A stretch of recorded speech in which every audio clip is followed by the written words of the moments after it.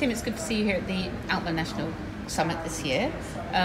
You've got a topic which may sound familiar to listeners and to delegates, but you've got a very different take on it. Can you tell us a bit more?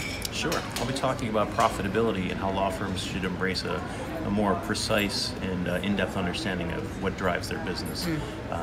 Many law firms focus on hours or revenue, collected receipts, and some will talk about profit as an aggregate measure. Of course, profits per partner is a common measure, but looking at your profitability on an aggregate basis doesn't really help you understand if the fundamental drivers of your business, the individual practices, offices, even matter types, even timekeepers, whether or not they're profitable. So we'll be talking about more nuanced ways to better understand the drivers of the business so the leaders can make better business decisions.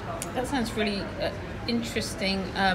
And I think you work with both law firms and in-house group teams as well. I do. Is that the same topic on their minds? It is a little bit, because while they're not necessarily concerned with law firm profitability, they are concerned with law firm sustainability. So they want to understand that their law firms are delivering the work in a profitable way so that they will sustain and be there tomorrow. While there's this view that procurement or legal operations folks in law departments are somehow trying to squeeze the law firms and put them out of business or lower their profit margins, the reality is, in any good supply chain, you need your suppliers. And you want them to be healthy. That's exactly right. So you want them to be profitable, maybe not extraordinarily profitable, right? But by the way, it should be none of their business. The law department, if it establishes quality metrics and says, here's the price we will pay, how that sausage is made shouldn't be their business. And whether that's profitable or not to the law firm, as long as they are a sustainable, ongoing enterprise, should be what their goal is. So I do work with this same topic on the law department side, but it's really about understanding the mechanics of how you deliver services. For the law department, it's how to buy them. For the law firm, it's how to sell and manage those services.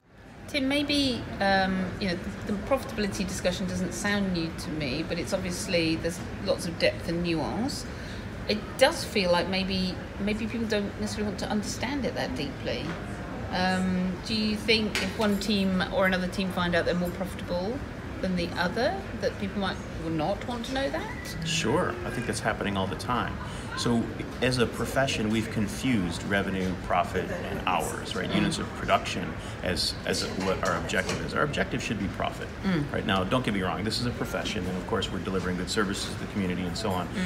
But assuming that that's all good, we're delivering quality legal services, really we want to do so profitably, and that's a noble objective. And many firms measure that at the aggregate level, but they fail to understand the drivers below that. And so when they do so, they may find that practice group A is delivering significant profits, practice group B, maybe not. So some firms will do the calculation and then choose not to share it because they're afraid that it will ruin sort of their family atmosphere. But I think there's two alternative approaches. One is to say, well, hang on.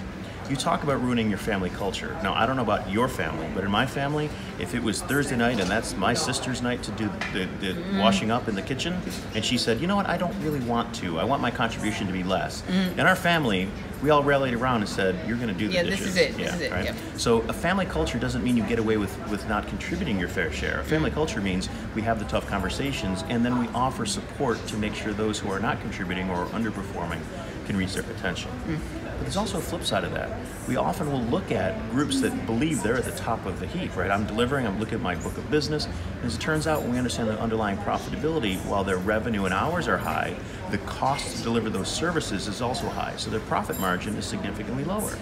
So without punishing them or scolding them, what we're saying is, well, maybe that drives an opportunity to say, how can we re-engineer the way we deliver the services and so we can improve a different driver for people to listen to it? Yeah, exactly. Interesting. Another example is where you have a low-rate practice and a high-rate practice, and there's an assumption that the low-rate practice might have lower remuneration. You just haven't earned your keep like we have over here.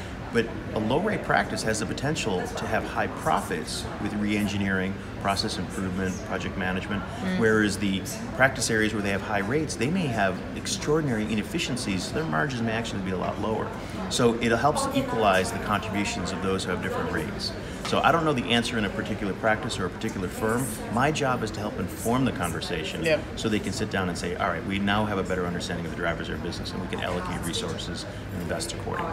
Fantastic. Thank you. My pleasure.